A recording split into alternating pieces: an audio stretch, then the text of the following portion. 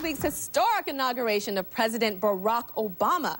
And as I traveled to Washington and watched the incredible events unfold, I started thinking about the time that the president visited the Tyra show last year and how candid he was when he was discussing his first date with his wife, Michelle. And I was nosy, and he obliged. Check it out. The summer after my first year in law school, I went to the firm where she was working, and she was assigned as my senior advisor. I thought, you know, she's a looker. So yes. So I asked her out a couple times. She's a looker? Yeah. She said, no, I can't go out with you. You're supposed to say she's fine. Oh, she is fine, too. Okay. And so I kept on asking her out. She said, no. Finally, there was some firm outing of some sort, and we caught a ride together, and on the way back, I offered to buy her ice cream. Ice cream? Yeah. Yes. So we went to the Baskin-Robbins near my apartment and sat on the curb and ate ice cream. Did you kiss her? You know, after the ice cream, I must admit I did. And as I said, it tasted like chocolate. That's what he said in his book.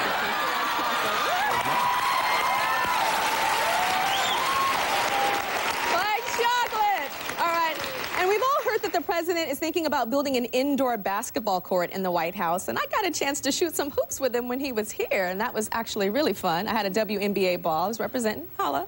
And he had a official NBA one, and he actually made the basket, darling. It was like a three-point shot. And I was really honored after he came on the show, actually. He gave me a personal message congratulating me on the 500th Tyra show. We did 500 shows, and he sent me a message congratulating me on that. Check that out. I want to take a few moments to congratulate you on your 500th episode. Wow. What a tribute to your talent and success. I had a blast this past fall when I came on your show. After all, I got to shoot some hoops. What could be better? Congratulations again on your success. I'm glad that I got to be a small part of reaching this tremendous milestone, and wish you the very best as you continue your run. How amazing is that? Like, I should make that my screensaver, but a screensaver that talks. Congratulations, Tyra, we got to shoot hoops. We'll be right back.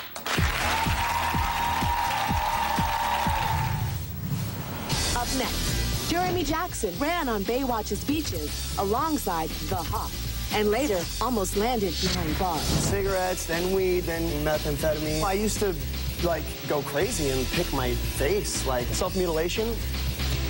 Still to come. There were so many hot girls on the set of Baywatch. Did you ever sneak a peek at any of them changing? Oh, my gosh.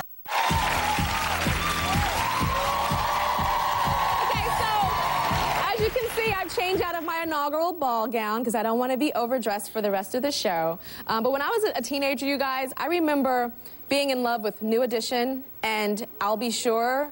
Anybody love them? I was in love. But every generation has its own pop culture idols right now. Like there's Chris Brown, which the girls love, and Justin Timberlake, the Jonas Brothers. You hear the Jonas Brothers. It's insane. But what happens when the stars get older and the glory fades away? Well, there's a new VH1 reality series that is examining that and finding out. Check it out. Confessions of a Teen Idol follows heartthrobs of the 80s and 90s as they attempt another shot at fame.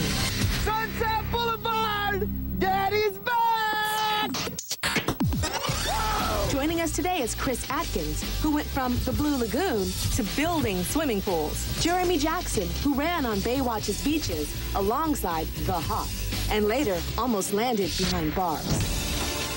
Eric Nies rocked MTV's Real World, but his fame faded away. And who can forget the host of the show, Scott Baio, who you might remember from Joni Loves Chachi and Charles in Charge. So the host of the show is one of the most enduring teen idols of the last 25 years.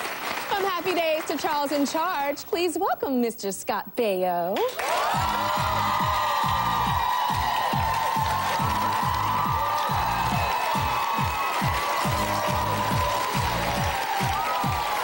Hello, how are you? You look fantastic. Thank you. Nice to see you. Nice to see you too. Thank you. How you doing? I'm good. So, Scott, when did you know that you were a teen idol? When did you know it was just like the stratospheric fame? I I went to do a personal appearance at a car show in either Detroit or Toronto, and I walked into the building, and there was about 25,000 people there, and I said to the guy who was putting the car show on, I said, wow, these people must really like cars here. And he said, what do you mean? I said, well, there's a lot of people here. He said, these people here for you. And I was just, it just left me breathless. I mean, it was just a sea of heads, and it was, people could not walk. It was so packed. And at that moment, I went, there's something going on here. And did it go to your head? Of course it did. Of course it did. So it can't not go to your head. And it can't not go to your head. So how did you change when it started going to your head? I started to think that I was the greatest thing since sliced bread, and I wasn't taking my job seriously. How old were you? I was 18 or 19. Okay.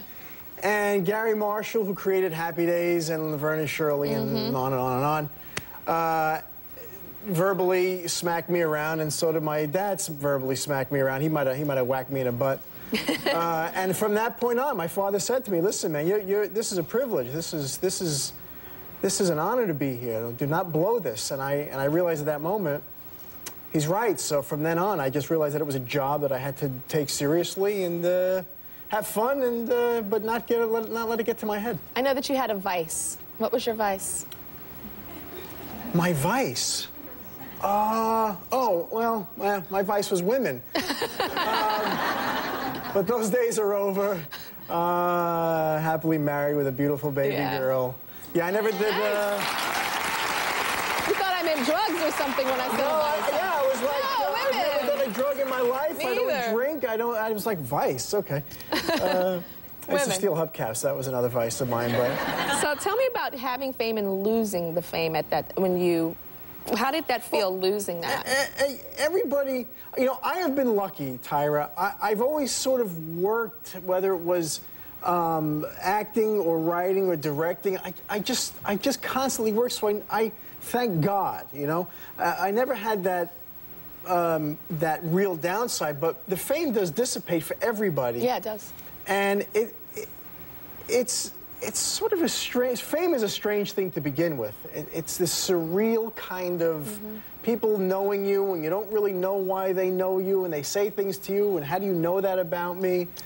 And then when that sort of slows down, you kind of miss it, but then the other side of me is like, well, this is kind of cool. I can go pretty much anywhere I want, and it's nice, and it's relaxed. But then, I did the show on VH1 a couple of years ago, the single and married 40. and all that stuff, 45, and then it all started up again. And if you Does it feel good again? Listen, is it a drug? Like, yes. It is, sure, it's a again. drug. But if you know what it is, if you know that it's so easy, it comes so easily and goes so easily, then you can just say, okay, I'm going to enjoy it. And then if it's gone. What do you think about comebacks? Because I love comebacks. Like, I love them. Yeah, John me too. Travolta. Yeah. And Mickey Rourke. Mickey Rourke now. Yeah, Mickey Rourke. great. Like, do you see that and go, hell yeah? It happens all the time. And sure, I think anybody... Dr. McDreamy? Patrick, yes. Yeah. I just know by Dr. McDreamy. I think anybody in this business, when they see somebody come back, is like they cheer for him because, as you know, it's a horrible business. It's tough. It's cutthroat, and people will just chew you up and spit you out. And anybody that makes it back, more God power bless to them. him, and God bless them. Yeah, because y'all are fickle, pickly, and icky. I'm like, I gotta learn another word.